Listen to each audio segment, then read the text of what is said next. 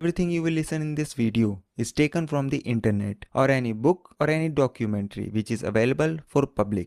Morning everyone. कैसे हैं आप लोग? उम्मीद है सब ठीक होंगे, अपना और अपने परिवार वालों का ख्याल रखते होंगे। दोस्तों, वक्त है एक नई कहानी की और आज की कहानी की शुरुआत मशहूर उद्योगपति रतन टाटा जी की अंतिम यात्रा निकल रही थी और अंतिम यात्रा से पहले उनके अंतिम दर्शन करने के लिए एक जगह पर उनके पार्थिव शरीर को रखा जाता है और देखते ही देखते लाखों की संख्या में लोग वहां पर पहुंच जाते हैं। अब चाहे वो फिल्म अभिनेता हो या फिर बड़े बड़े नेता हो या फिर उद्योगपति हो, सभी लाइन में लग जाते हैं और उनके अंतिम दर्शन करने के लिए खड़े हो जाते हैं। अंतिम दर्शन के बाद उनके पार्थिव शरीर को वहीं पर बगल में एक बरली की शमशान घाट की तरफ लेकर के जा रहे थे। उनके पार्थिव शरीर के आगे आगे एक बाइक पर एक लड़का चल रहा था और पुलिस वालों की अचानक से उस पर नजर पड़ जाती है। ये अचानक से लड़का कहां से बीच में आ जाता है। जैसे ही उस लड़के को रोका जाता है, उनसे पूछा जाता है कि तुम यहाँ पे क्या कर रहे हो। तो बीच में जबकि सड़क के दोनों तरफ बहुत बड़ी संख्या में लोगों की भीड़ होती है, तब उस लड़के को रोका जाता है। लड़का रुकता है, कहता है कि साहब आप मुझे मत रोकिए, अगर मैं रुका तो पीछे जो पार्थिव शरीर है वो भी रुक जाएगा, इसीलिए मुझे अब जाने दीजिए। वो फिर पुलिस वाले पूछते हैं कि तुम हो कौन। तो वो बताता है कि साहब मेरा नाम है शांतन नायडू और मैं रतन टाटा जी का दोस्त हूँ। अब जैसे ही यह बात उस लड़के ने बोली, मीडिया के कैमरे जो थे वो उस लड़के की तरफ फोकस करे हुए थे और वो लड़का देखते देखते वायरल हो जाता है। अब हर कोई यह जानने की कोशिश में जुड़ जाता है कि आखिरकार यह लड़का जिसकी उम्र महज 30-31 साल के आसपास है और रतन टाटा जी की उम्र लगभग 86 साल के आसपास है, ये 55 साल का अंतर इनकी उम्र में ये कैसी दोस्ती हो सकती है। तो यह दोस्ती का किस्सा लोग जानने लगते हैं। आज की कहानी के माध्यम से यह किस्सा भी जानने की कोशिश करेंगे और साथ ही कि उसके जाने के बाद उसके जो किस्से कहानियां हैं वो भी सोशल मीडिया पर बहुत मशहूर हो रहे हैं। यही नहीं, वो अपने पीछे लगभग 34 लाख करोड़ रुपए की संपत्ति छोड़ के जाते हैं। अब हर किसी के जुबान पर बस एक ही बात है कि आखिरकार वो 34 लाख करोड़ रुपए की संपत्ति का वारिस कौन होगा उसका उत्तराधिकारी। इस कहानी के माध्यम से यह भी जानने की, यह भी समझने की कोशिश करते हैं। आज की जो सच्ची घटना मैं आपको सुनाने जा रहा हूं, ये सच्ची घटना की शुरुआत होती है 7 अक्टूबर 2024 को। रतन टाटा जी का ब्लड प्रेशर मुंबई में अचानक से कम हो जाता है, डाउन हो जाता है। अब जैसे ही ब्लड प्रेशर डाउन होता है तो इनके जो कर्मचारियां होते हैं वो उनके घर में रहने वाले एक दूसरे सदस्य को यह बात पता चल जाती है। वह घबराहट शुरू हो जाती है और देखते ही देखते उनको मुंबई के ब्रिज कैंडी हॉस्पिटल में एडमिट करा दिया जाता है। शुरुआत में डॉक्टर कह रहे थे कि सब कुछ ठीक है, सब कुछ नॉर्मल है, कोई दिक्कत वाली बात नहीं है, लेकिन यह खबर सोशल मीडिया में फैल जाती है, मीडिया में भी फैल जाती है, मेन स्ट्रीम मीडिया में भी फैलती खबर यह है कि रतन टाटा जी की तबीयत बहुत ज्यादा खराब है। अब मीडिया इस मामले को अप्रकाशित करने लगते हैं। अब लोगों में भी चिंता बढ़ने लगती है कि रतन टाटा जी की तबीयत बहुत ज्यादा खराब है। लेकिन रतन टाटा जी का उन्होंने अपने सोशल मीडिया पर एक पत्र जारी करते हैं कि सब कुछ ठीक है, कोई दिक्कत नहीं है, कोई परेशानी नहीं है। 8 तारीख आ जाती है और 8 तारीख के बाद अचानक से उनकी तबीयत और ज्यादा बिगड़ने लगती है। अब उन्हें आईसीयू में भर्ती कराया जाता है। आईसीयू में भर्ती कराने के बाद असल में उनकी बढ़ती हुई जो उम्र थी और बढ़ती हुई उम्र के साथ कई तरह की बीमारियां भी साथ साथ चलने लगती है, इसीलिए वह सरवाइव नहीं कर पाए और अंततः 9 अक्टूबर 2024 की रात लगभग 11 बजे के आसपास ब्रिज कैंडी हॉस्पिटल में वह अपनी अंतिम सांस ले लेते हैं। और यह बात उनके कर्मचारियों की, इनके कंपनी के बड़े बड़े अधिकारियों के माध्यम से मीडिया को बताई जाती है।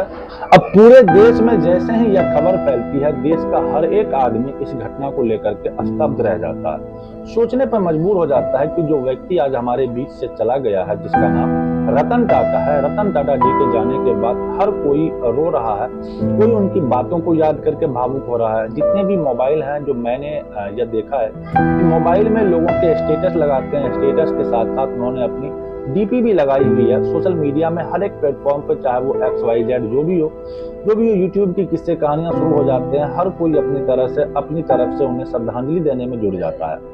अगला दिन आ जाता है 10 अक्टूबर 2024 को। यह नरीमन पॉइंट के पास एक नेशनल सेंटर फॉर परफॉर्मिंग एक जगह लगती है, वहां पर अंतिम दर्शन के लिए उनके पार्थिव शरीर को रखा जाता है। अब देखते देखते बड़े बड़े उद्योगपति, नेता, अभिनेता वहां सब पहुंच जाते हैं। यहाँ पर बड़े VIP इंतजाम किए गए थे, लाखों की संख्या में भीड़ थी।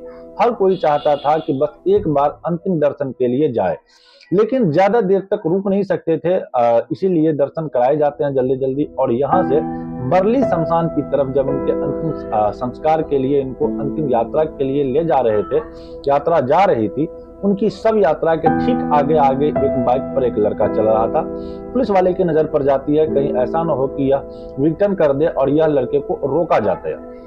लड़के को जैसे ही रोका जाता है, लड़का रुक जाता है, कहता है कि साहब आप मुझे मत रोकिए। वो कहते हैं क्यों ना रोकें, आप आगे आगे चल रहे हो, बीच में कहां से घुस जाए हो। वो कहता है कि साहब मैं रतन टाटा जी का दोस्त हूं। और जब पुलिस वाले यह बात सुनते हैं तो मीडिया के माध्यम से यह मामला सोशल मीडिया पर वायरल हो जाता है। 55 साल का उम्र में अंतर, दोनों की, एक लड़की की उम्र 31 साल में है, 31 साल, और रतन टाटा जी की उम्र 86 साल उम्र में उन्होंने अंतिम सांसें ले ली थी। 86 साल की उम्र में इतना बड़ा अंतर कैसे हो जाता है। अब लोगों ने यही जानने की कोशिश करी कि आखिरकार यह लड़का कौन है। दरअसल महाराष्ट्र के पुणे शहर का रहने वाला यह लड़का, साल 2014 की बात है, जब टाटा समूह से जुड़ा था। तो इसी बीच में इस लड़के को सोशल वर्क करने की, अच्छे से काम करने की आदत थी, अच्छे काम करने की। अब इस लड़के ने अपनी आंखों से जो देखा कि हाईवे हो या फिर सड़कें हो, जब रात को वाहन बहुत तेजी के साथ चलते हैं तो कई बार आवारा कुत्ते हो या जानवर हो, वो वाहन की चपेट में आ जाते हैं, उनकी मौत हो जाती है। इस लड़के ने सोचा कि क्यों ना एक ऐसे कॉलर की डिजाइन की जाए, कॉलर रात में जब ये कोई जानवर पहने या फिर वो उनके ऊपर अगर लटका है कलर, तो वो चमकेगा। किसी भी लाइट से जब अपने चलने वाले वाहन दिखाई देगा तो वह अपने वाहन को या तो धीरे कर लेगा या फिर आराम से निकल जाएगा, ताकि उनकी जिंदगी बच जाए। इस लड़के ने काम करना शुरू कर दिया इस प्रोजेक्ट के ऊपर, लेकिन उसके पास इतने सारे पैसे नहीं थे। वो लगातार काम करता चला जाता है। हालांकि उसने अपने साथ कुछ साथियों को भी जोड़ा। तब इनके दिमाग में एक आइडिया आता है कि क्यों न टाटा समूह के जो मालिक हैं रतन टाटा जी, उनको एक पत्र लिखा जाए। और वह बड़े ही उदारवादी किस्म के व्यक्ति हैं और बहुत ही लोगों की मदद करते हैं, वो मेरी भी मदद करेंगे।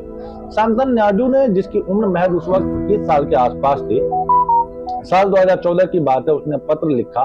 पत्र लिखकर वो भूल चुका था कि उसे याद ही नहीं रहा कि पत्र लिखा है। लेकिन 2 महीने बीत जाते हैं। करीब 2 महीने बीतने के बाद रतन टाटा जी उस पत्र का जवाब देते हैं और जवाब में लिखा हुआ था कि आप मुंबई आ जाइए, आप साथ काम करना है आपके साथ। और जब काम करने वाली बात आती है तो उस लड़के के पैर अब जमीन पर नहीं थे, वो आसमान में उड़ रहा था।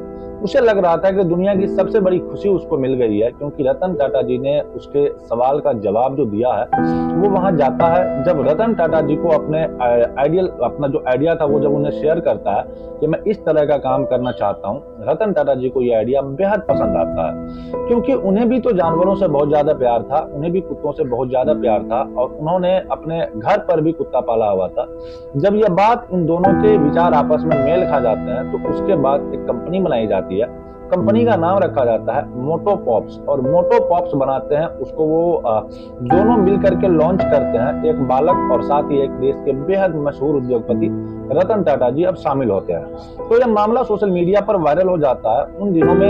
लेकिन उन दिनों में यह लड़के का जो चेहरा था इतना वायरल नहीं होता, लोग इतना नहीं जानते थे। दिन गुजरने लगता है, दोस्ती गहरी होती चली जाती है, दोस्ती आगे बढ़ रही थी। अब इस लड़की की पढ़ाई लिखाई के लिए अफ्रीका जाना था। वो कहता है कि मैं पढ़ाई करने के लिए अफ्रीका जा रहा हूँ। इस बात को लेकर के रतन टाटा जी थोड़े मायूस होते हैं, क्योंकि उन्हें एक ऐसा दोस्त मिल जाता है जिससे वो अपने सुख दुख की बातें कर लिया करते थे। वो कहीं जाते थे तो वो साथ भी चले जाया करते थे। अब यह थोड़ा अकेले में महसूस हो जाते हैं। लेकिन वो लड़का शांतनु नायडू कहता है कि मैं वापस लौट कर आऊंगा आपके पास, मुझे पढ़ने के लिए जाना है। वो पढ़ाई करके जब वापस लौट कर आता है तो आके उनसे बातचीत करता है। तभी उन्हें एक नौकरी ऑफर की जाती है रतन टाटा जी की तरफ से कि आपको असिस्टेंट बना दिया जाता है। वो खुश हो जाता है क्योंकि उसे काम करना था। अब इसी बीच में जब वापस आने के बाद वो काम करता है तो उसे लगता है कि जैसे वो युवा है और सामने रतन टाटा जी बुजुर्ग है। तो क्यों ना एक ऐसी संस्था बनाई जाए कि एक ऐसा गुड विलेज बनाया जाए जिसमें बुजुर्गों के साथ साथ युवाओं को जोड़ा जाए और वो अपने आइडिया एक दूसरे के साथ शेयर कर सके।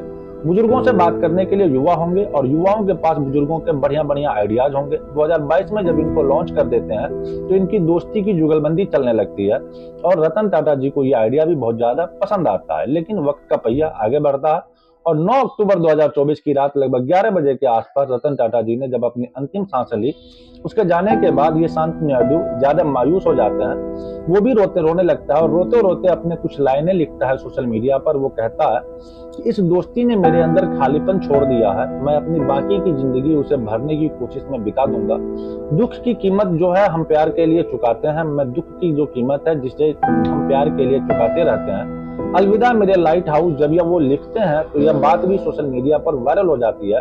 तो यह बात जब सोशल मीडिया पर वायरल हो जाती है तो इस लड़के की दोस्ती कैसे हुई यह भी वायरल हो जाती है। दरअसल यह कोई पहला किस्सा नहीं है। अगर हम रतन टाटा जी की जिंदगी के पन्नों को पलटना शुरू कर दें तो शायद ही कई ऐसी वीडियो बन सकती है। लेकिन उनके चंद किस्से की अगर हम बात करें तो ऐसे ही उन्होंने सन 2000 में प्राइस साइकिल बांटने के लिए एक जगह प्रोग्राम रखा हुआ था। 200 साइकिल बांट चुके थे।